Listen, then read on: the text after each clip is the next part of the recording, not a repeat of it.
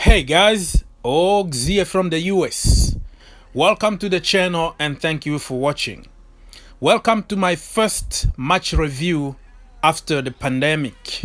And today it's not about Chelsea, it's about the Premier League because the Premier League is back, baby. The Premier League is back. And goodbye Bundesliga or La Liga because we were so bored watching those games. Man, you can tell the difference. Okay, the Premier League, even behind closed doors, is way better than other leagues. So the first game was Aston Villa against Sheffield United. And the second game was between Man City and Arsenal. Let's start by talking about Villa against Sheffield United. Oh my gosh. Stevie Wonder was the referee today. For some reason, Stevie Wonder couldn't see that the ball was clearly inside the goal. That means it was a goal. The goal line technology decided not to work, and also the VAR decided not to intervene. I don't know if they work together because I know that there are two different companies operating for the line, for the goal line technology and for the VAR. But oh my gosh, that was a goal, 110% a goal, and Sheffield United were cheated.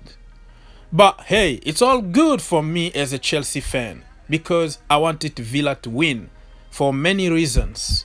Because of John Terry, of course, but also we can create some distance between us and Sheffield United, who are really pushing.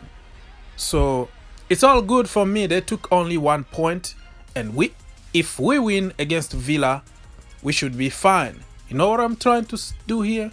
But the game in general was good, you know, then the fake noises and all that.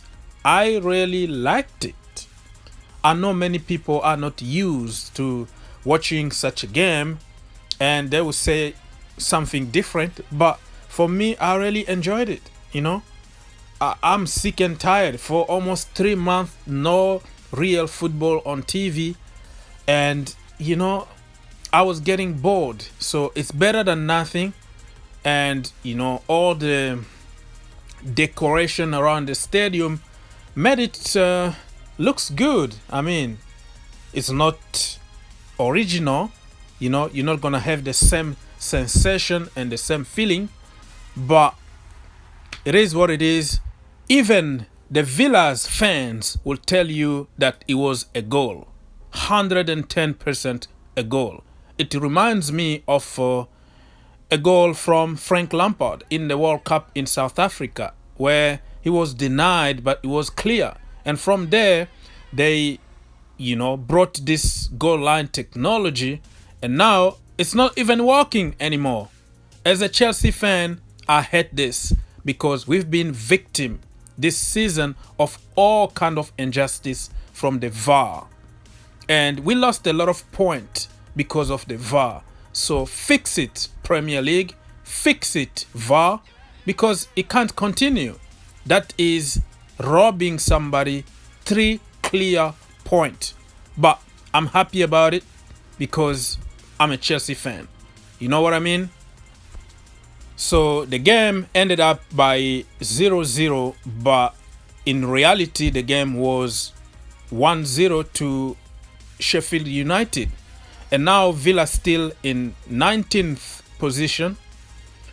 And it doesn't look good because the next opponent is Chelsea Football Club.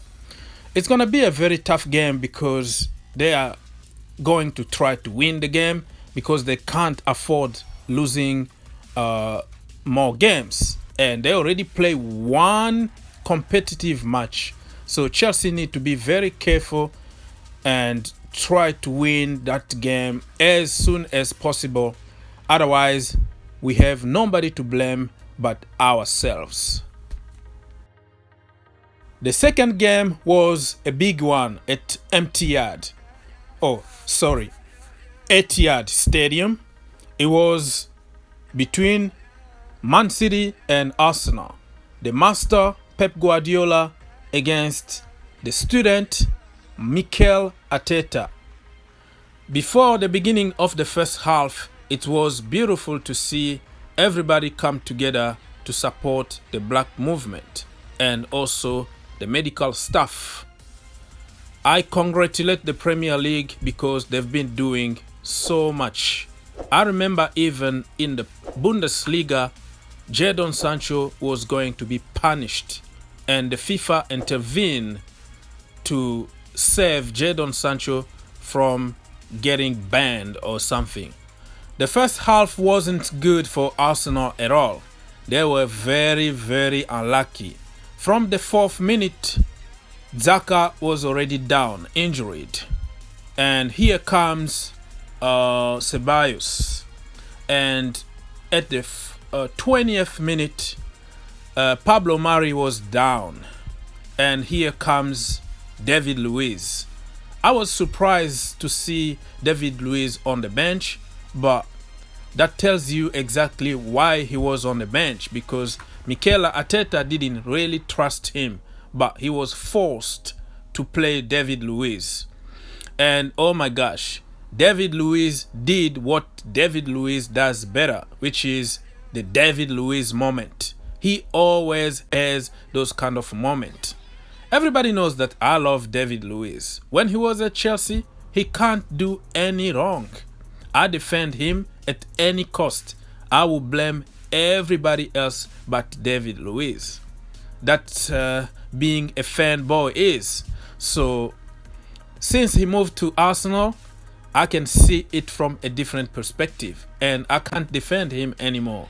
He is the agent now. He is there to destroy them. So I'm good for that, because they mocked us. Arsenal thought that they got the best defender in the world, and Chelsea are just crap. They talked a lot when they signed David Luiz. So now Luiz is doing what he's supposed to be doing, which is working for the Blues. Anyways, guys, jokes aside, Arsenal tried to contain Man City in the first half. They were doing pretty good. They were under a lot of pressure, but they managed it until the stoppage time in the first half, and David Luiz did that, and they went one down. That is the worst moment to concede a goal.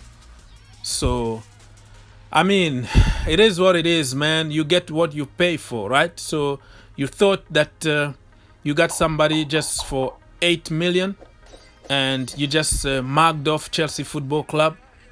You have to pay the consequence, right? The second half, Agent Luiz went to finish the job that he started in the first half.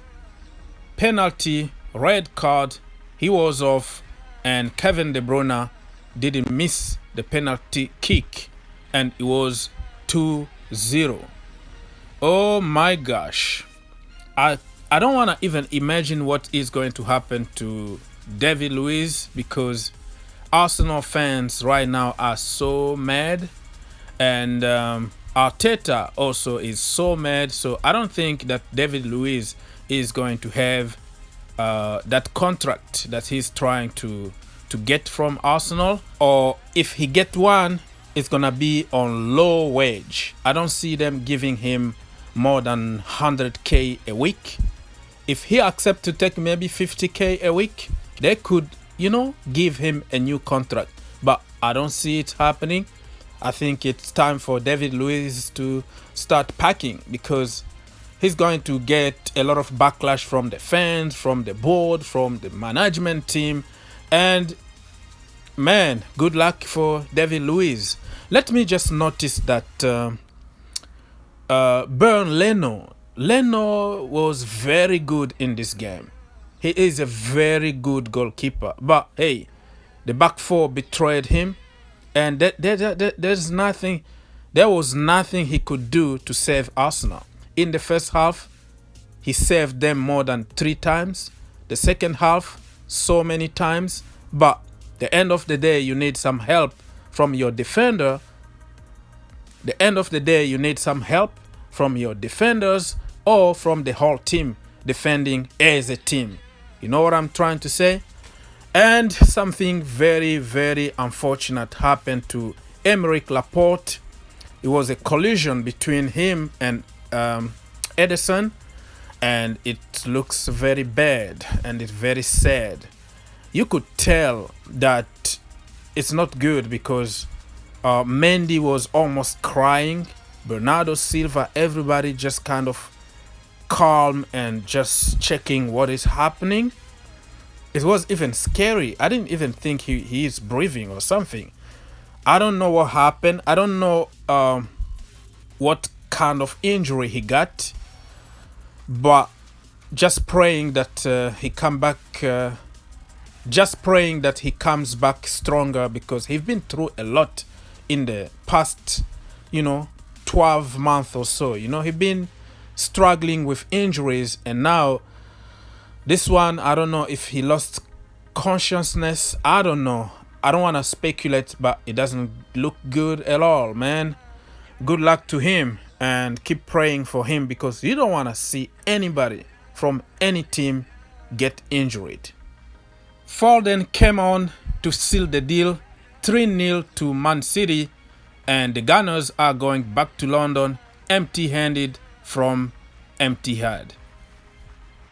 What I learned from this game is that it's very unfair to compare Arteta with Guardiola.